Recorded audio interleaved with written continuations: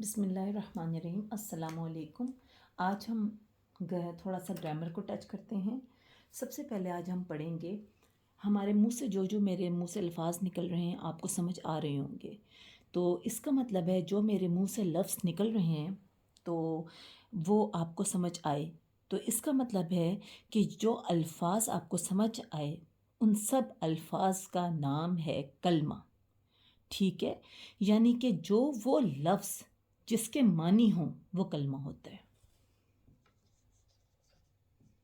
کلمہ حرف وہ لفظ ہے جو با معنی ہو۔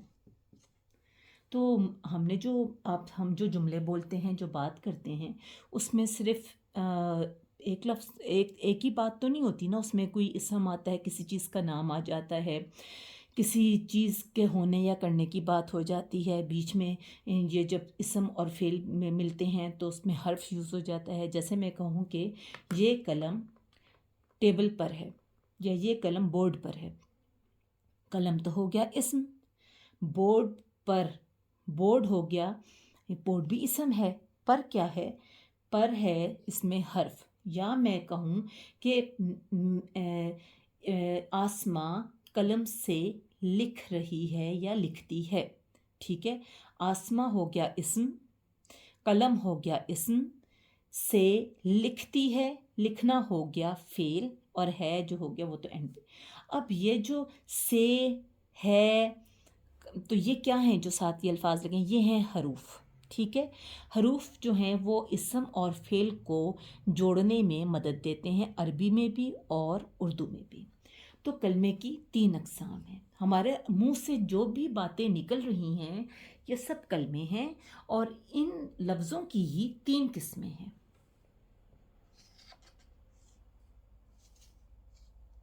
کون کون سی 3 قسمیں ہیں؟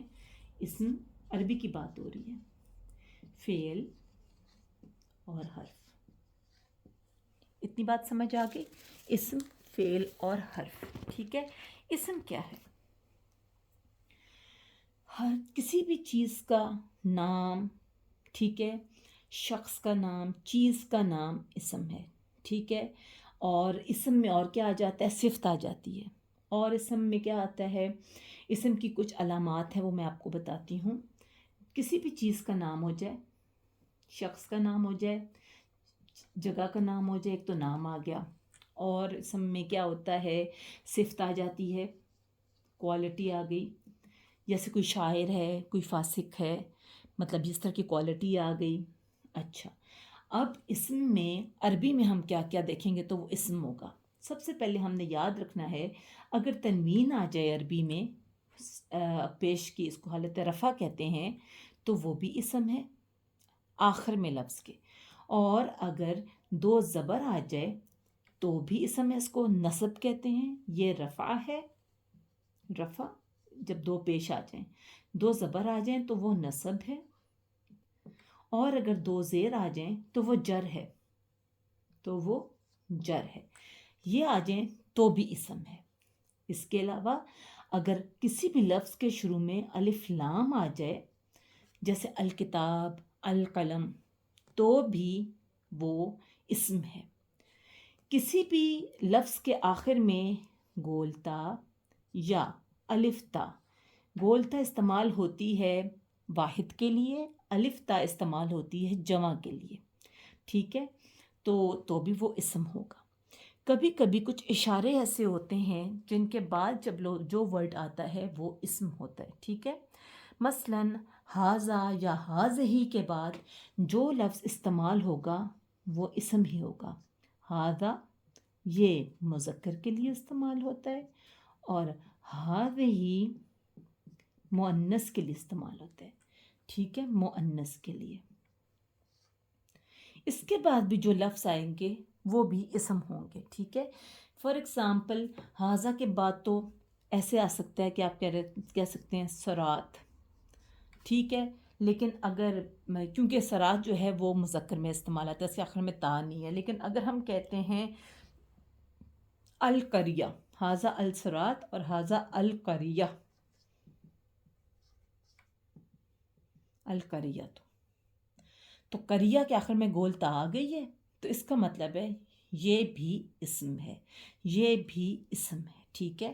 اس طرح اور بھی ہوتے ہیں جیسے تلکا یا ہاں ذالکا، ذالکا مذکر کے لیے استعمال ہوتا ہے، ذالکا، ذالکا کا مطلب ہے یہ بھی اور وہ دونوں ہوتے ہیں لیکن مذکر کے لیے استعمال ہوتے ہیں، اور مؤنث کے لیے استعمال ہوتا ہے تلکا،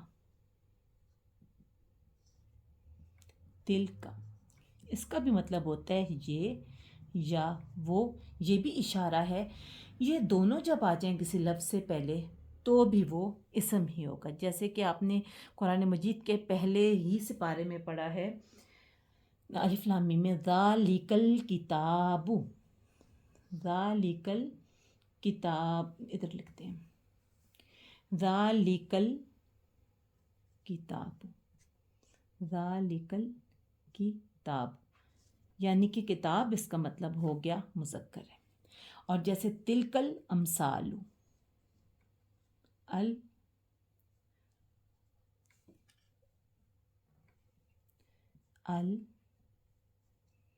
الامثال،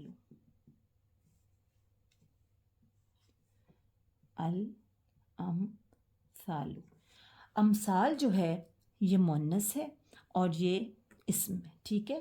ابھی تک ہم نے دو اشاروں کو پڑھ لیا، ہاذا، ہاذہی، اور تلکا اور ذالکا۔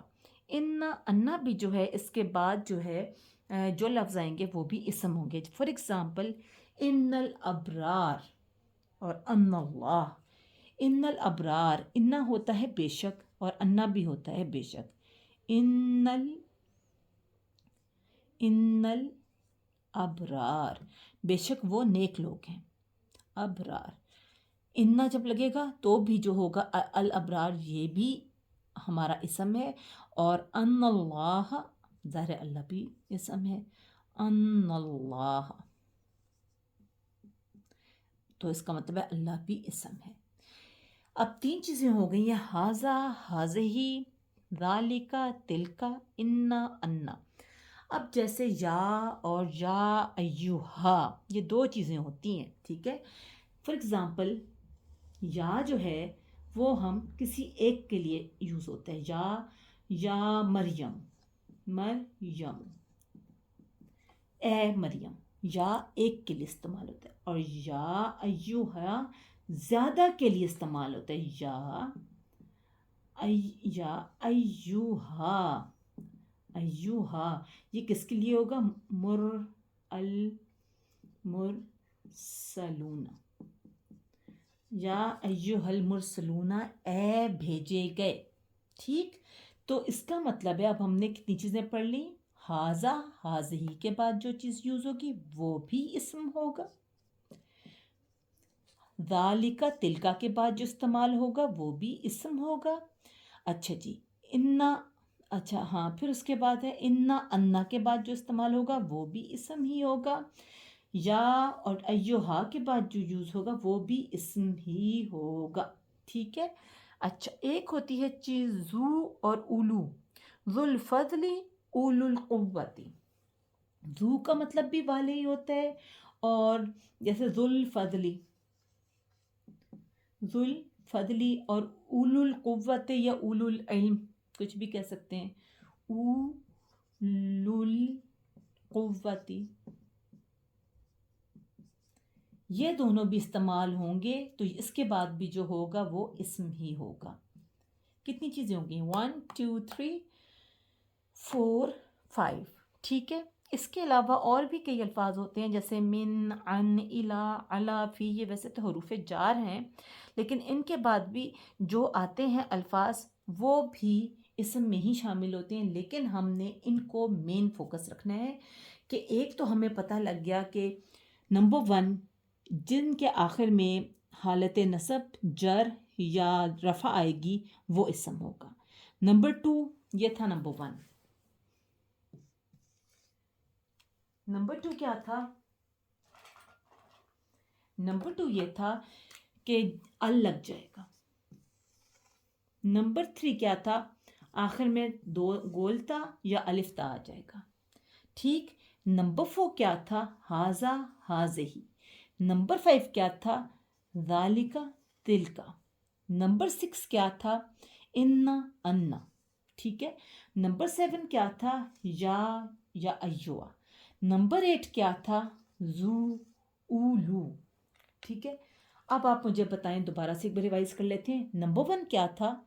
यानी हालत रफ़ा, हालत नसब या हालत जड़ लग जाए तो इसम हो जाएगा। नंबर 2 अलिफ लाम लग जाएगा। नंबर 3 ता या अलिफ ता लग जाएगा। नंबर 4 हादा या हाद ही लग जाएगा। नंबर 5 जालिका या तिलका लग जाएगा। नंबर 6 इन्ना या अन्ना लग जाएगा। नंबर 7 या अय्युहा लग जाएगा। नंबर 8 जू या उलूल लग जाएगा। ठीक है, समझ आ गई? चलिए इसको इरेज करते हैं। अब मैं आपको बताती हूँ कि इसमें मारफा और इसमें नकरा क्या है। ठीक है। इसम की भी 2 किस्में हैं। इसम की कितनी किस्में हैं? 2। इसमें मुआरफा और इसमें नकरा। बहुत आसान है। ठीक है। इसमें मुआरफा क्या है? इसमें मुआरफा वो है जिनमें अल्फाज से पहले अलिफ लाम लग जाएगा। फॉर एग्ज़ाम्पल अल किताबु। आप देखें, जब अल लगना है तो किताबुन, किताबन या किताबिन नहीं होगा। This is wrong.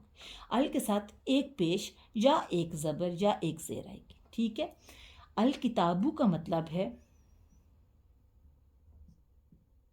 इसका मतलब है, अल का मतलब हम करते हैं इंग्लिश में द बुक, यानी द उस चीज़ के साथ लगता है जिसका मतलब होता है ख़ास, ओनली, द ओनली थिंग। ठीक है। अच्छा, सॉरी। तो इसका मतलब होता है ख़ास, द ओनली थिंग, इसमें मुआरफा में। ठीक है। फॉर एग्ज़ाम्पल एक और एग्ज़ाम्पल ले लेते हैं। अल क़लमु, अल क़लमु, द पेन, द पेन। ठीक है। अब इसमें नकरा की बात कर लेते हैं। इसमें मारफा की सिर्फ यही निशानी है। इसमें नकरा की निशानी है कि जैसे यही किताब हम ले लेते हैं, किताबुन।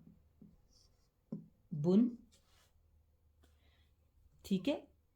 किताबन, किताबिन। दूसरे सिपारे में एक लफ्ज़ आता है उम्मत के साथ कि हमारी जो उम्मत है मौजूदा, ये क्या है? उम्मत वासातन, वासातन। तो ये भी इसमें नकरा है। ठीक है। एक इसमें नकरा की ये भी पहचान है कि 2 पेश रफ़ा, 2 ज़बर नसब, 2 ज़ेर जर। किताबुन, किताबन या किताबिन लग जाए तो इसका मतलब हो जाएगा अ बुक। इन सब का मतलब होगा अ बुक, एनी बुक, कोई भी बुक, कोई सी भी चीज़। ठीक है। ये इसमें नकरा है और ये इसमें मुआरफा है। तो यहाँ आज का लेसन यहीं क्लोज़ करते हैं। अब अगले मैं आपको क्लास में इसमें यानी फ़ेल के बारे में बताऊँगी और उसके बाद कोशिश करेंगे, टाइम हुआ तो इंशाल्लाह हर्फ की तरफ जाएंगे। सुबहानका अल्लाहुम्मा व बिहम्दिका नशहदु ला इलाहा इल्ला अंता नस्तगफिरुका व अतूबु इलैक। अस्सलामु अलैकुम व रहमतुल्लाहि व बरकातुहू।